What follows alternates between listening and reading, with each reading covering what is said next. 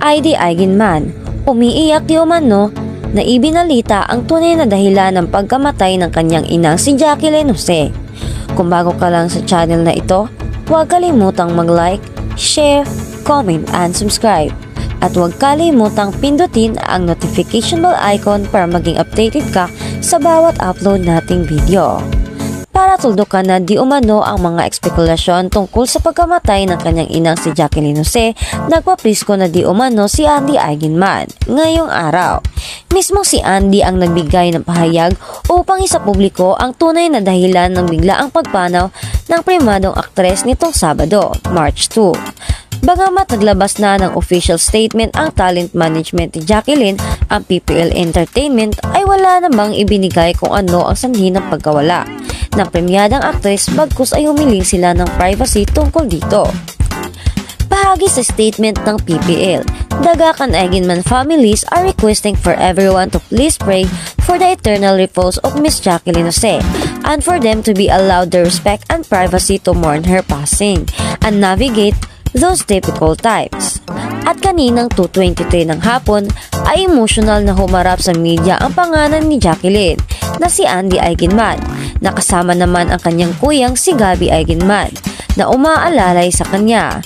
Ang aktor ay half-brother nito sa amang si Mark Hill na ang ina ay ang aktres na si Irene Celebre. Aniya pa, at the age of 60 on the morning of March 2, 2024, due to myocardial infarction or heart attack, we'd like to thank everyone who has sent extended prayers and condolences to us.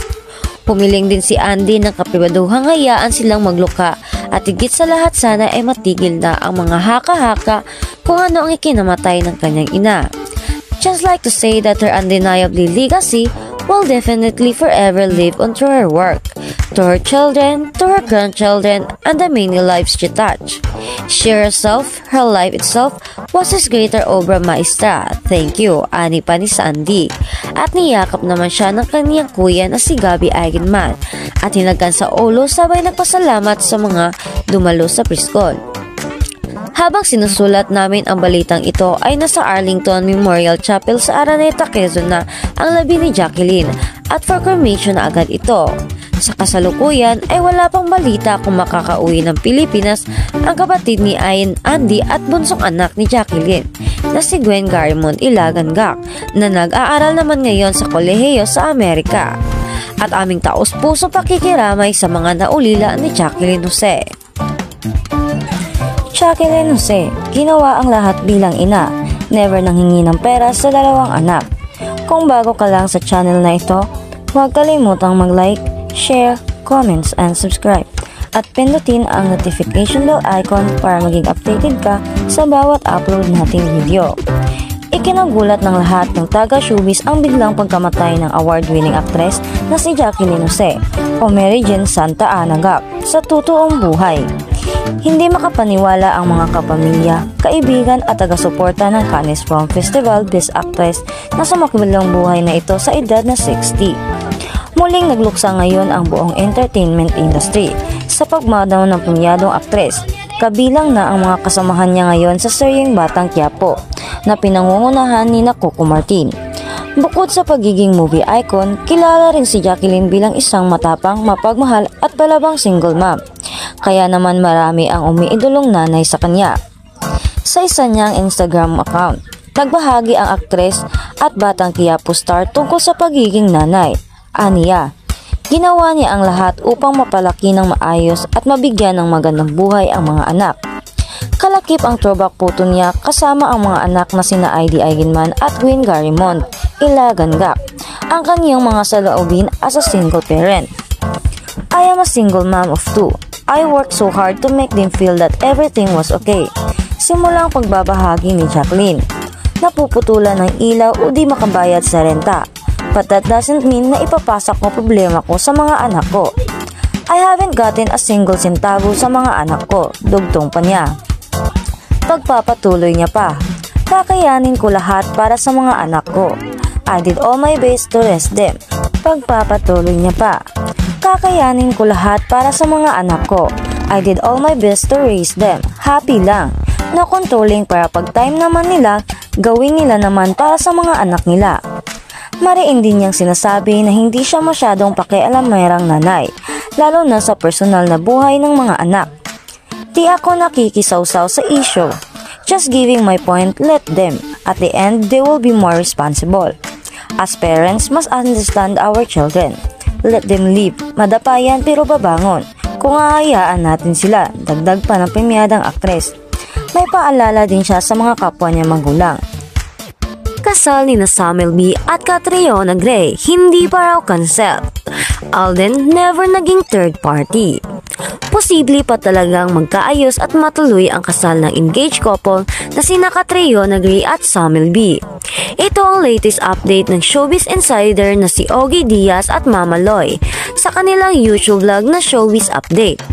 Ito na nga ang narinig ko. May mga supplier na hindi naniningil ng reservation ng down payment kasi alam nila sureball na yung kasal. Kasal sa Australia at meron ding reception dito sa Pinas. Chika pa ni Ogie. Patuloy niya pa. Soon ay mi-meeting na nila, inaayos na nila, kino-coordinate na yung mga suppliers. Pero ayun nga ang nangyari, talagang hindi maiiwasan. Ngayong sinasabi ng Cornerstone na nire-resolve yung issue sa pagitan ni Catriona at ni Sam, baka maaayos din niyon. At matuloy din ang kasal. Baka lang naman humihingi lang ng extension o palugit at pagkakataon. At ito ay matutuloy din, dagdag niya pa sa kanyang vlog. Nakwento rin ni Mama Loy na may nasagap siyang source na sinasabing hindi pa kinansel ang kasal ng dalawa. Ang narinig ko naman sa wedding supplier, ang pagkakaalam daw niya postponed hindi cancelled ang kasal, sambit pa ni Mama Loy. Kasunod niyan ay nabanggit din ni Ogie ang aktor na si Alden Richard na itinuturong dahilan kaya nagkaproblema sa relasyon ni Catriona at Sam. Ayon kay Ogie, at sa kabilang balita naman, Liza Soberano stunts bilang presenter sa Japan Anime Awards. Si Liza Soberano ay dinaluhan ang dilaw na carpet ng Crunchyroll Anime Awards noong March 2, 2024 sa Tokyo, Japan. Liza Soberano sa pamamagitan ng Instagram. Tuloy-tuloy lang si Liza Soberano sa pagsiserve ng red carpet look sa kanyang pinakabagong yellow number sa Crunchyroll Anime Awards na ginanap sa Japan. Si Liza ang presenter noong Best Anime Song na napanalunan ng pop doon na Yaosobi para sa kanilang track na Idol mula sa anime na Oshinoko. Ang aktres ay nag-post ng kanyang larawan mula sa kaganapan kung saan nagsuot siya ng damit na David Koma at ipinaris nito sa Jimmy Choo Palms. Congratulations to all of the winners of the Anime Awards Official 2024 and thank you so much to Crunchyroll for having me. Can't wait to be back in Japan. Isinulat niya sa Instagram.